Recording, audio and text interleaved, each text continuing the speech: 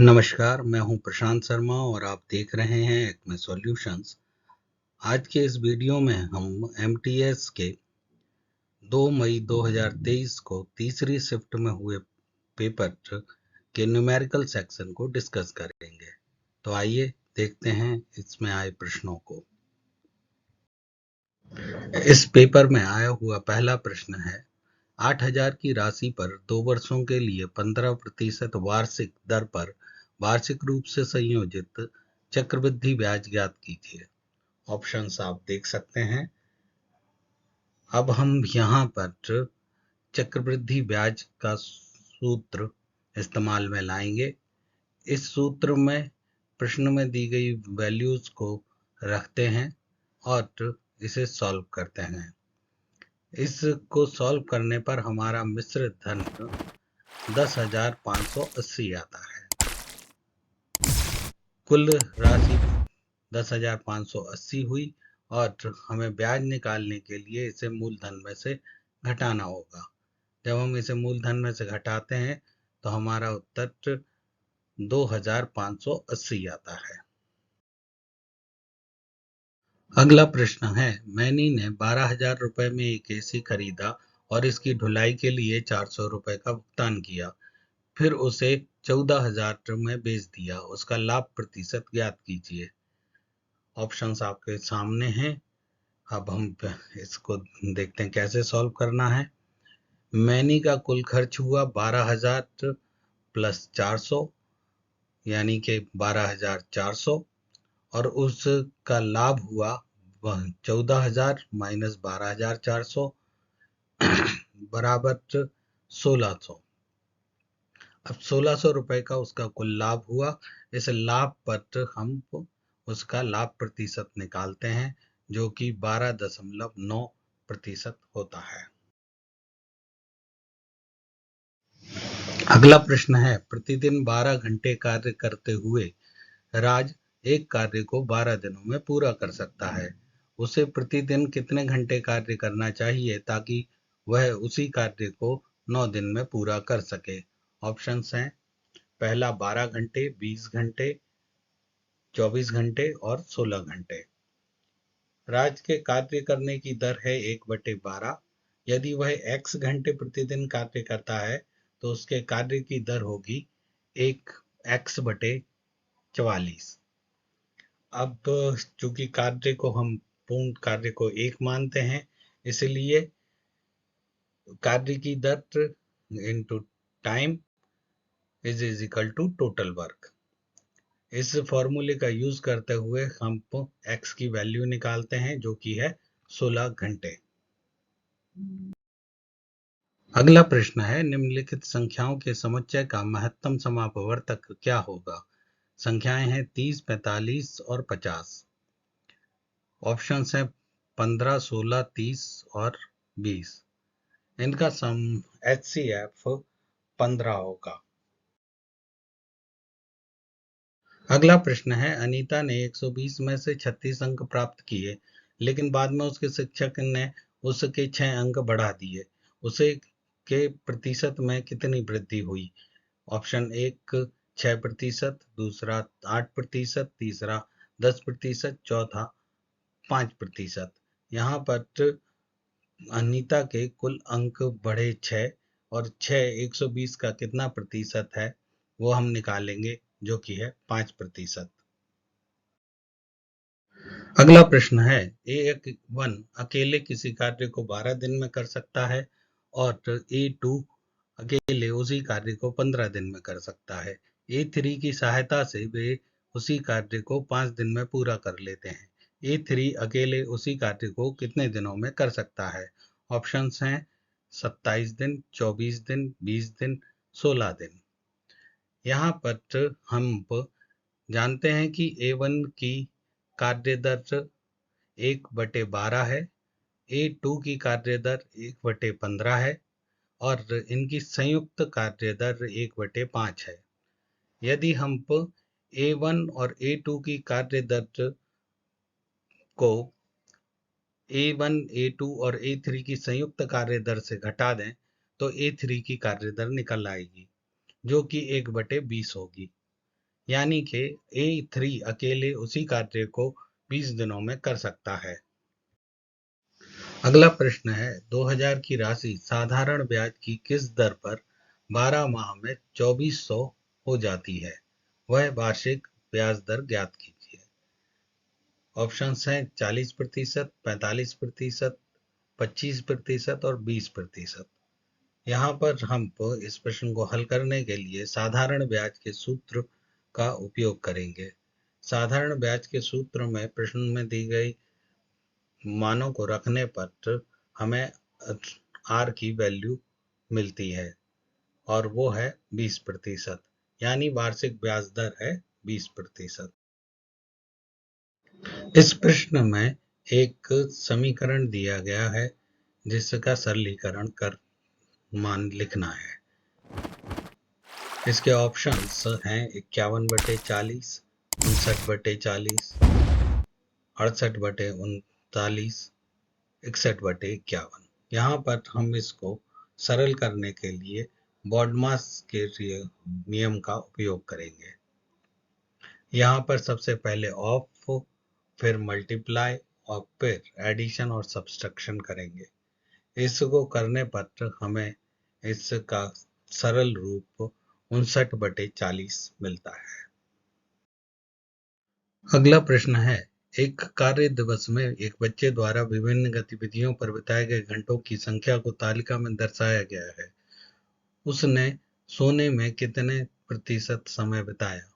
यहाँ पर कुल समय 24 घंटे है और सोने में उसने 8 घंटे बिताए, इसलिए उसने 33.33% समय बिताया।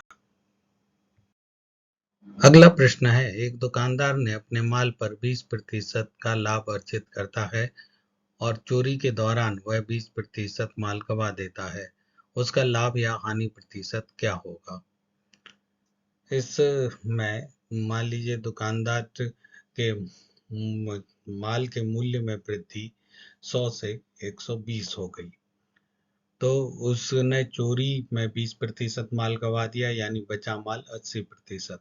इसलिए उसका मूल्य 120 इंटू 0.8 होगा, जो कि 96 होगा। अब हम उस हानि प्रतिशत निकालते हैं, जो कि 4% आता है। अगला प्रश्न है 13 सेंटीमीटर लंबाई, 11 सेंटीमीटर चौड़ाई और 20 सेंटीमीटर ऊंचाई वाले घनाभ के सबसे लंबे विकर्ण की लंबाई क्या होगी? घनाभ के सबसे लंबे विकर्ण की लंबाई के लिए हम एक सूत्र का इस्तेमाल करते हैं जिसमें d विकर्ण की लंबाई है। d is equal to √L² plus W² plus H², जहाँ पर L लंबाई, W चौड़ाई और H ऊंचाई है।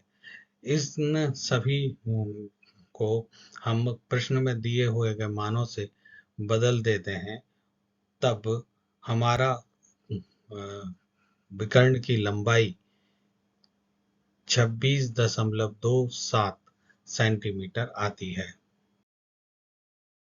अगला प्रश्न है यदि A/B बराबर है 3:2 के, B/C बराबर है 7:5 के और C/D बराबर है 10:3 के, तो A और अनुपात D निम्न में से किसके बराबर होगा? यहाँ पर ऑप्शंस हैं 7:1, 1:7, 4:3, 3:4। यहाँ पर तो हम सबसे पहले A/B और B/C से A/B/C का मान निकालेंगे। इसके लिए हम B और B को बराबर बनाएंगे। इस तरह से हम इसको सॉल्व करने पर पाते हैं कि A/B/C 21:14:10 होता है। इसी तरह से अब ABC के अनुपात को हम C/D से भी जोड़ेंगे और उसमें हमारी वैल्यू आती है, ABCD की वैल्यू हो जाती है, A/B/C/D की वैल्यू हो जाती है 21:14:10:3। इस तरह से ए अनुपात डी का मान होगा 21:3 यानी 7:1।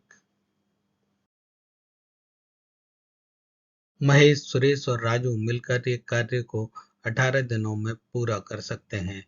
महेश और सुरेश मिलकर उसी कार्य को 72 दिनों में पूरा कर सकते हैं। राजू अकेले उसी कार्य को कितने दिनों में पूरा कर सकता है?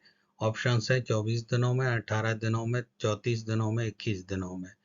यहाँ पर हमें मालूम है कि महेश, सुरेश और राजू की संयुक्त कार्य दर 1/18 है और महेश और सुरेश की संयुक्त कार्य दर 1/72 है।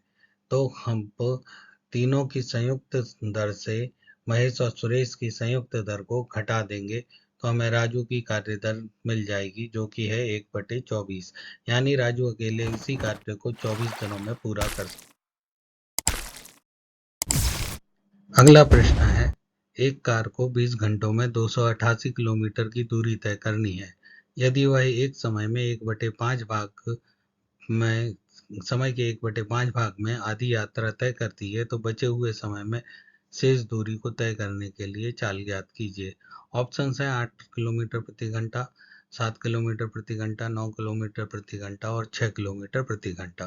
कार ने एक समय के 1/5 भाग में अपनी आधी यात्रा पूरी कर ली है, यानी उसने 4 घंटों में 144 किलोमीटर की दूरी तय कर ली है।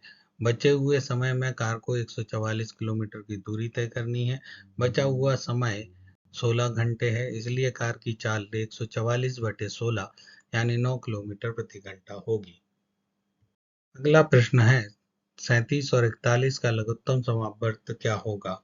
ऑप्शन है 1517, दूसरा 1765, तीसरा 1761, चौथा 1254।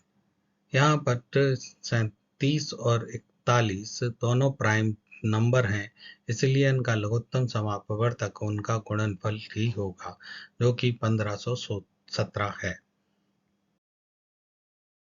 अगला प्रश्न है, 1800 को ए और बी के बीच क्रमशः 2:3 के अनुपात में बांटा जाता है। इसमें ए का हिस्सा कितना है? ऑप्शन है 900, 840, 720, 780। यहाँ पर ए और बी के बीच में 2:3 में 1800 को बांटा जाता है, इसलिए ए का हिस्सा 2/5 इंटू 1800 होगा, जो कि 720 है। अगला प्रश्न है, 6 के पहले 4 गुणकों का औसत क्या है? ऑप्शंस हैं 14, 25, 15 और 20। 6 के पहले 4 गुणक हैं 6, 12, 18 और 24। इनका औसत होगा 15। अगला प्रश्न है, पेन के बॉक्स का क्रय मूल्य 400 रुपये है। दुकानदार ने क्रय मूल्य पर 10% का बट्टा दिया, विक्रय मूल्य क्या होगा? ऑप्शन हैं 350, 360, 380, 300। यहाँ पर दुकानदार ने 10% बट्टा दिया है, इसलिए इसका विक्रय मूल्य होगा 400 माइनस 400 का 10%, जो कि है 360। अगला प्रश्न है, एक लंबवृत्तीय बेलन की त्रिज्या उसकी ऊंचाई की 3 गुनी है। यदि बेलन की ऊंचाई 3.5 सेंटीमीटर है तो बेलन का आयतन कितना है? ऑप्शंस आपके सामने हैं। अब हम इसकी व्याख्या पर आते हैं। बेलन की ऊंचाई 3.5 सेंटीमीटर है, तो इसकी त्रिज्या इसकी 3 गुनी होगी, यानी 10.5 सेंटीमीटर। बेलन का आयतन होता है πr²h। इस वैल्यूज को हम इस फॉर्मूले में रखते हैं तो हमारे सामने उत्तर आता है 1212.75।